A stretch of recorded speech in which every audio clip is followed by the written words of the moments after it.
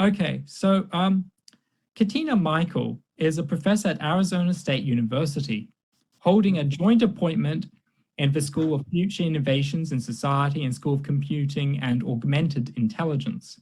She's also the director of the Society Policy Engineering Collective, SPEC, and the founding editor-in-chief of the IEEE, Transactions on Technology and Society. Katina is a senior member of IEEE and a public interest technology advocate who studies the social implications of technology. We were very pleased in a journal that I edit to publish an article of which she was one of the authors, which was just amazing, about surveillance in relation to Wim Wenders' wonderful film, Wings of Desire. And I've known Katina for a few years now, but we've only ever corresponded. But even then, she's just one of the kindest, nicest, loveliest people to meet. So we're very pleased to have you, Katina. What a joy to be with you and to follow that amazing talk by Abigail Child. Abigail, I don't think I've ever been moved by someone's in-person talk. And I say in-person over this wonderful medium of Zoom. I'm going to take a long time to process everything you've said, but I too believe in the spontaneity, and I don't know if we will be ever able to recreate that in our machines, but that's the difference between humans and machines. But what a talk.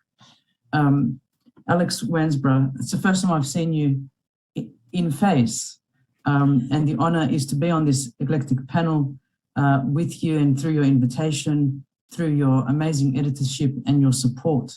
I know MG Michael spoke, I think, at the second Inhuman Screens, or first even, I can't remember now. First, yes. It was the first, time flies.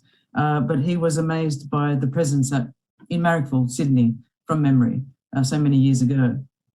So before I begin, just briefly, I would like to acknowledge the traditional custodians, the Wadi Wadi people of the Dharawal land on which we meet virtually, and pay my respects to elders past and present. Thank you to the organisers of this amazing event. And today I'm going to take a very quick look at the role of artificial intelligence in higher education through the lens of speculative fiction.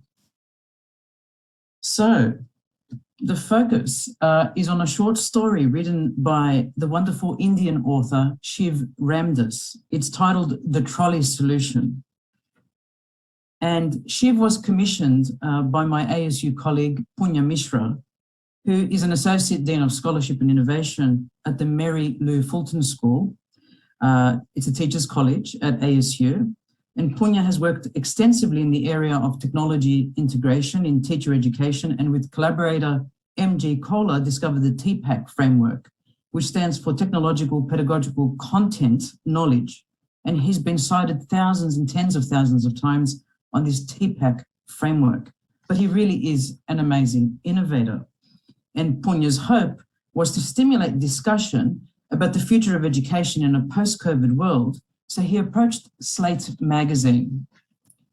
And together with Slate's editor-in-chief of Future Tense, Tori Bosch, now at New America, a US-based think tank, Punya oversaw a three-part series that looked at different facets of technology and education with respect to moral dilemmas.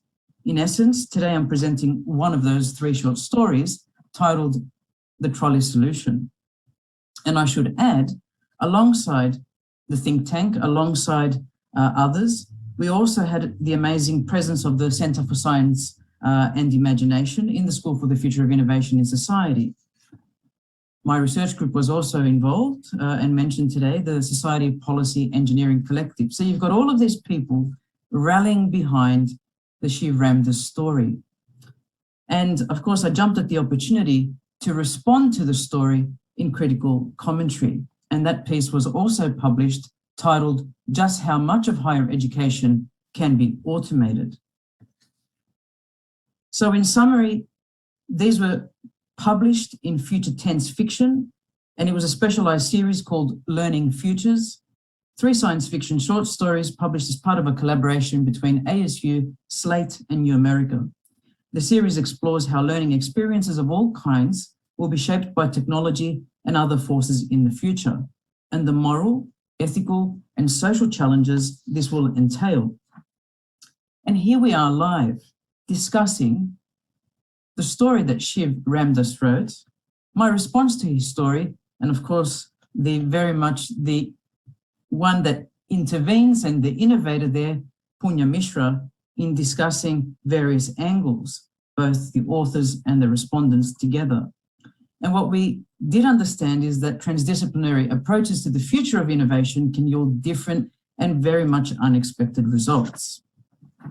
Speculative fiction, especially, is a powerful way to imagine future ethical dilemmas without being bound in present realities. So let's play a little bit of a clip here and see what Shiv has to say.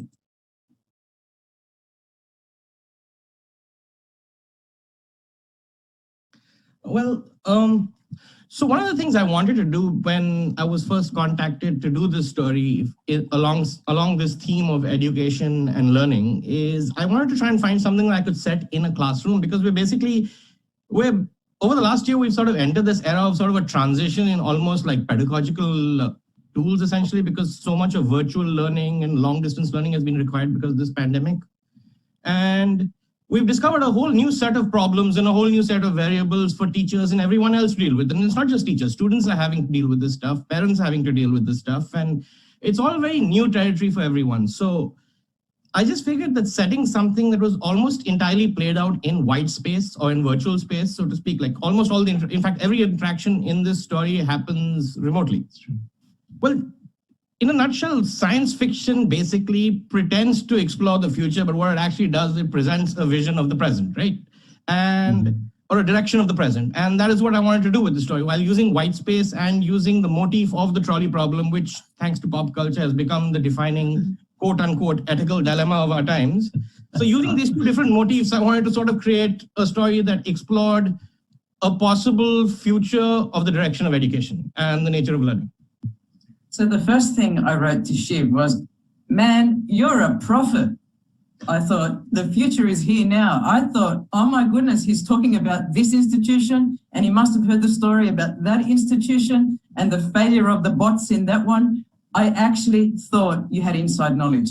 So friends, this is happening now, not some future story. And we already have some shocking realities being played out. Oh, we invested 300,000 in this bot because we imagined that the computers and the learning management system could take care of itself without a single administrator or faculty member. And guess what? Surprise, surprise, the money has gone down the toilet. What happens when science fiction becomes science fact? And we look at it from various angles: economics, the technical, the social, the legal, and all of the interplay and relations. It's scary. In fact, I didn't have to read Shiv's speculative fiction to know that what he was saying was happening right this moment. I had been privy to conversations that were talking about how we would optimize around this economics, how we would replace teachers, humans, with machines, how with the onset of COVID-19, the barriers that were put up, particularly in Australia, stymieing the travel of international students who happened to be contributing at sometimes between 70 and 80% of revenue for postgraduate degrees. What would we do? The program still had to run. And how would we do that? Of course, there were many investments that were made in technology.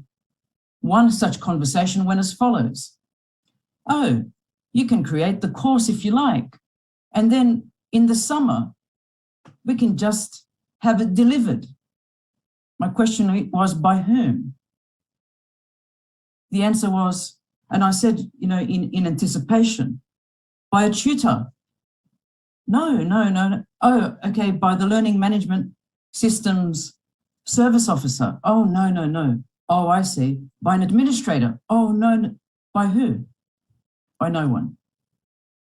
Just run the module. And this is not a story that is rare in today's society. Of course, we have Skinner's machine, and Skinner's machine was supposed to assist us in 1954 with the ability to do various things. It could help students who were learning at different paces. It could enable teachers to build the system, and then it could be reproduced so that you didn't have to reproduce the actual mentor. It would allow for people to wait for triggers and stimuli in order to respond, the SR response that would produce a consequence, then a reward, and then some conditioning, of course, based on the early premise of behavioral economics. It was tailored and adaptive to learning systems. But Skinner really believed that it was such a waste of time to have teachers in the front of a classroom when you could actually have machines teaching students. And here's another video of Skinner's machine, a prototype.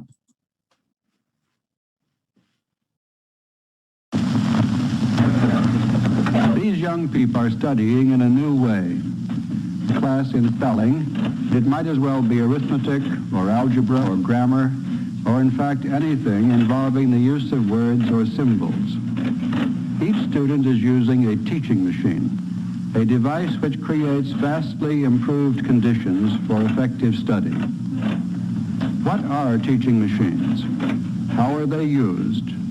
What can they teach? Who prepares the material they teach? And how does this material differ from textbooks, lectures, and educational television? What impact will machine teaching have on school organization?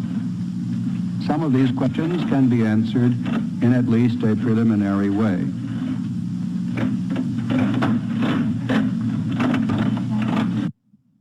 Friends, I don't know about you, but they sort of reminded me of slot machines. So the trolley solution begins with the trolley problem, and we can go back to 1967's article by Philippa Foot, The Problem of Abortion and the Doctrine of the Double Effect. And in this instance, the trolley problem is posed as a series of thought experiments in ethics and psychology involving stylized ethical dilemmas of whether to sacrifice one person to save a larger number. In Shiv's case of the trolley solution, what we have is the potential to sacrifice a whole department when one individual, the protagonist Ahmed, is set against the machine Ali. And here we have this tug of and war happening. Ahmed is not only in it for himself and his tenure, but also for the rest of his school. And he is discussing the potential impact with Niyati, his head of school, and the old man who runs the place is referring also to Umar, and I won't spoil who or what Umar is in the end. But in actual fact, what we're seeing now with this panoply of conditions, a university opens without teachers, Chinese students will not go there, they're told by Beijing education agents warning Australia, vice chancellors slashing more than 17,000 university jobs as of the 3rd of February, and this is not isolated just to Australia, the market continues to shrink. How a dead professor is teaching a university art history class because his reusable sound bites and videos and presentations are still on offer, even though he's passed away. A student attempts to contact the dead professor and realizes his email is bouncing. And of course, then does some more digging to realize he had deceased the year before. One man, one computer, 10 million students, how Khan Academy is reinventing education. It's the gigifying of education, the Uberization of education, and the McDonaldization of education. And where might that take us? What are the unintended consequences of AI in the classroom? Do we need less people, as has been posed to us, or more people to assist us in better instructional design? I will always argue that this is not a bad move of going towards the best of both worlds, where humans and machines are working in concert, but might we need better instructional designers to help us execute better curricula? But will it mean less human interaction instead of more? And what are the consequences of that less human interaction? For some students, it will possibly mean better literacy, and for others maintaining illiteracy, even though they have access to more technology and more innovation than ever in the world. Also the impact on mentoring, are wise people the smartest people? Where is the place of wisdom in all of this? And what about future systems development flows. If we are conditioning our students to believe they do not require humans, then what kinds of systems will be produced by them in the future? So we need to strike a pivotal balance between technology and education and human workers. Learning should not be purely based on economics and optimizing. I think it should be based on human-computer interaction, with the benefit and the end result being better human-to-human interaction. Thank you. Thank you so much, Katina. I mean, it's fitting that this panel is called, I think it's Digital Post-Humanities. I wanted to cover the aesthetics, but also the ethics and issues of the humanities and the post-humanities in that, and you've done a wonderful job.